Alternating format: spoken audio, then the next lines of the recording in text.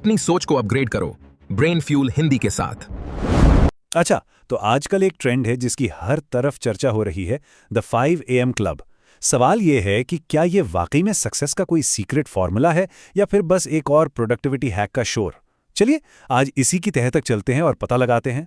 Robin Sharma का ये वादा ही इसकी शुरुआत है। सुनने में कितना पावरफुल लगता है ना, कि बस दिन के पहले घंटे को अपने कंट्रोल में कर लो और पूरी जिंदगी की दिशा ही बदल जाएगी। यही वो आइडिया है जो लाखों लोगों को अपनी तरफ खींच रहा है। तो असल में ये 5 AM क्लब वादा क्या करता है? देखिए, ये सिर्फ जल्दी उठने के बारे में नहीं है, इसके पीछे एक पूरा सिस्टम, एक पूरा फ्रेमवर्क है। इसका जो सबसे बड़ा दावा है वो ये है कि एक खास मॉर्निंग रूटीन को फॉलो करके कोई भी दुनिया के टॉप परफॉर्मर्स की लिस्ट में शामिल हो सकता है। ये प्रोडक्टिविटी, सेहत और यहाँ तक कि खुशियों की चाबी होने का दावा करता है।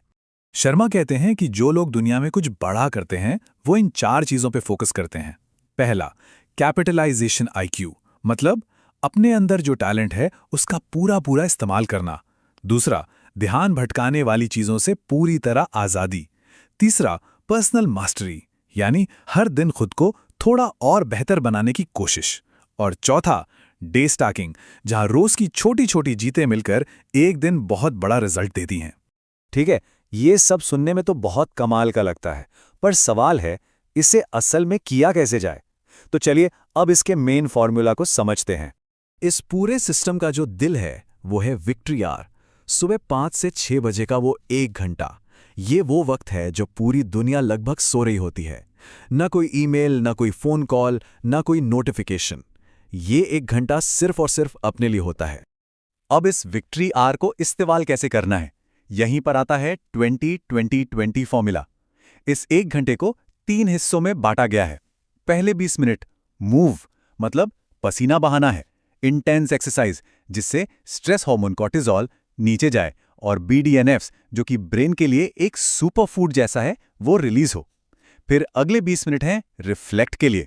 यहां शांति से बैठना है, जर्नलिंग, मेडिटेशन, प्लानिंग, जो भी मन को शांत करे और क्लैरिटी दे। और आखिर के 20 मिनट वो है ग्रो के लिए, मतलब कुछ सीखना, किताबें पढ़ना, पॉडकास्ट सुनना, बेसिकली अपने दिमाग को और तेज करना। और ये जो 20-20-20 फॉर्मूला है, इससे इन 4 आंतरिक साम्राज्यों को मजबूत करने के लिए बनाया गया है। माइंडसेट यानी सोचने का तरीका, हार्ट सेट यानी इमोशनल हेल्थ, हेल्थ सेट यानी फिजिकल फिटनेस, और सोल सेट यानी अपनी आत्मा से जुड़ाव। आइडिया यह है कि जब इन चारों पर काम होगा तभी असल में ग्रोथ होगी। लेकिन देखिए, कोई भी नई आदत बनाना आसान तो होता नहीं है।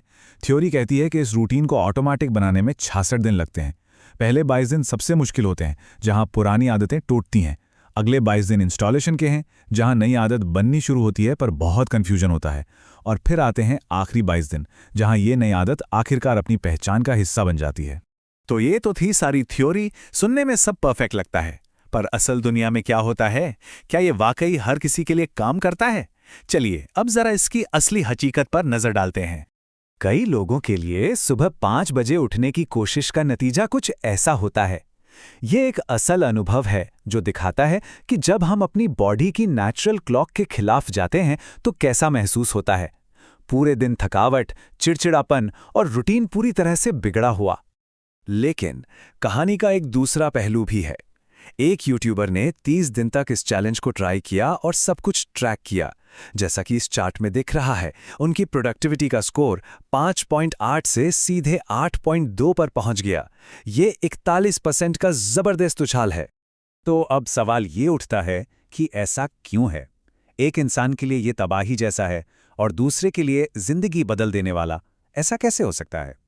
इसका जवाब असल में साइंस के पास है। वजह है क्रोनोटाइप्स। हम सबकी बॉडी की एक नेचुरल स्लीप वेक साइकिल होती है जो काफी हद तक जेनेटिक होती है। करीब 40% लोग नेचुरली मॉर्निंग पर्सन होते हैं, वहीं करीब 30% लोग इवनिंग पर्सन या कहें नाइट आउल होते हैं, और बाकी 30% इन दोनों के बीच में कहीं आते हैं। तो अगर कोई नाइट आउल है और उसे जबरदस्ती 5 बजे उठाया जाए तो ये उसे कामयाबी की तरफ नहीं बल्कि नींद की कमी और थकावट की तरफ धकेलने जैसा है। तो मामला एकदम साफ है। इसके 2 पहलू हैं। एक तरफ फायदे ही फायदे।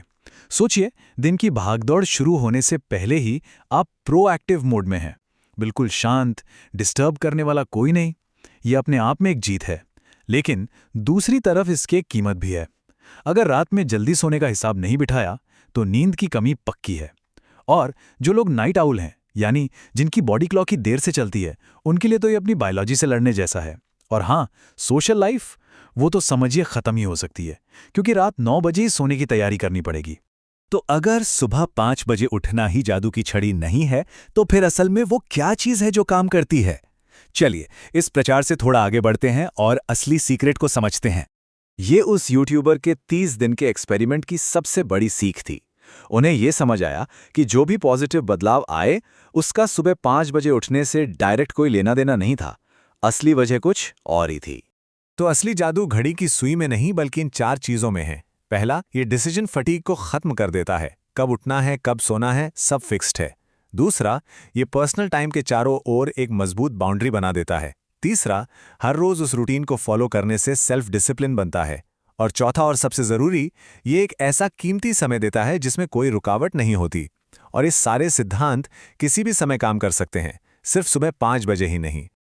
और यही बात हमें इस पूरे विश्लेषण के सबसे जरूरी हिस्से पर लाती है कि इस सारी जानकारी का इस्तेमाल अपनी जिंदगी में कैसे किया जाए।